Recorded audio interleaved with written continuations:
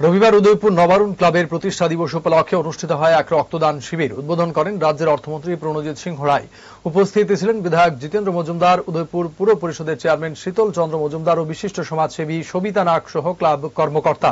যারা আজ রক্ত দিয়েছেন তারা আগামী 3 মাস অন্তর অন্তর মুমূর্ষু রোগীদের পাশে এসে দাঁড়ানোর জন্য আহ্বান জানান মন্ত্রী সহ উপস্থিত অতিথিরা। শুধু নবারুণ ক্লাব না, উদয়পুরের সমস্ত ক্লাব এবং সমাজ সেবামূলক কাজের সঙ্গে যারা যুক্ত প্রত্যেকেই রক্তদানে এগিয়ে আসার জন্য সবার কাছে আহ্বান রাখেন উপস্থিত অতিথিরা। প্রত্যেক বছর সেখানে ক্রমান্বয়ে বৃদ্ধি পাচ্ছে।